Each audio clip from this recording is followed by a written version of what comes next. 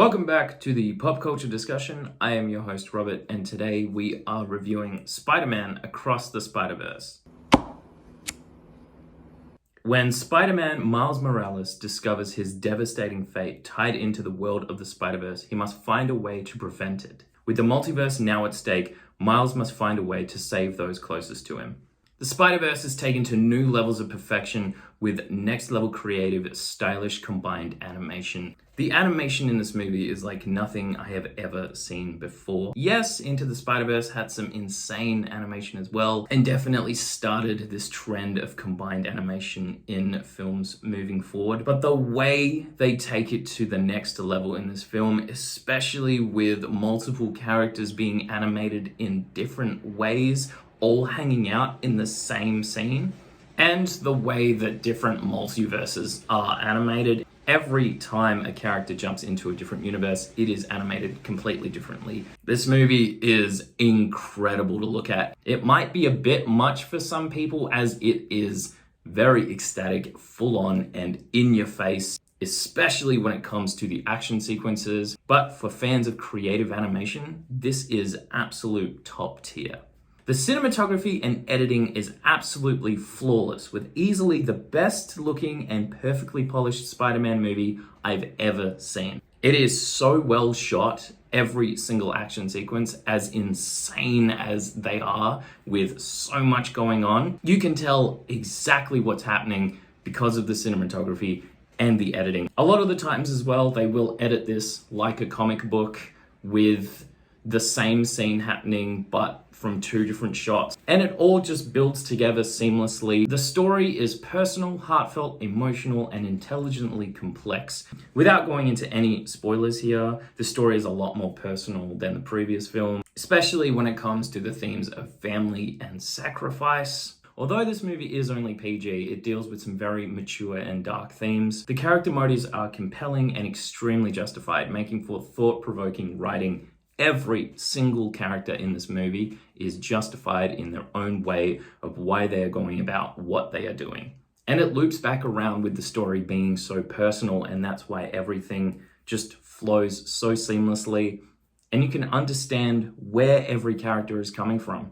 This is easily the best Spider-Man action put to screen, with every single action sequence standing out as mind-blowingly epic, incredibly entertaining, and completely unforgettable. This movie, yes, it does have one massive highlight standout action sequence, but every single action sequence is incredible.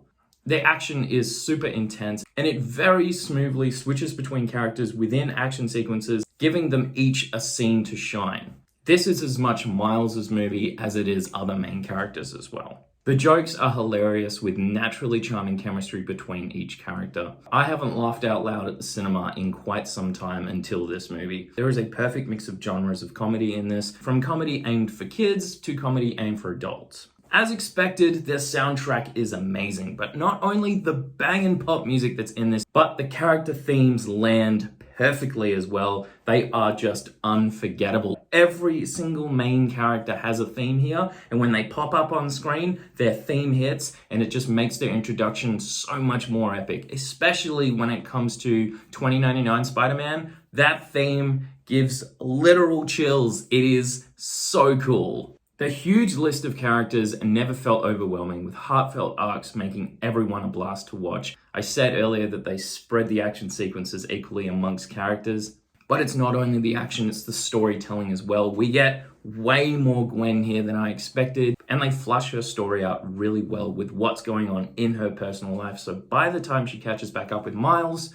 she absolutely doesn't just seem like the same character from the first Spider-Verse movie. The amount of stuff that they cram into this movie without making it feel overwhelming, I don't know how they did it, but it was perfect. And I cannot wait to rewatch this movie, especially at home, and I can watch it like frame by frame and see all the little Easter eggs and cameos I missed. This is absolutely a movie. The more you watch it, the more you're gonna pick up. The world building is huge, and it gets so hectic, but it is just so entertaining to experience. Prepare yourself for the unexpected, not only with the crazy world building I just mentioned, but the emotional character arcs and huge twists as well. They definitely take these characters in directions that are unexpected. And there are a handful of twists, but there is one in particular that slaps so hard in the final act. Originally, this was meant to be a part one of a two-part film, so that makes very clear sense when this movie just suddenly cuts off mid-story, and they absolutely have so much more to tell in the next movie that is coming next year. So yeah, I hadn't been hit with an ending like that since Avengers Infinity War. If you've seen that movie, you know how hectic that cliffhanger of an ending was. This movie is the definition of a 10 out of 10 for me. It is easily the most ambitious and exciting Spider-Man movie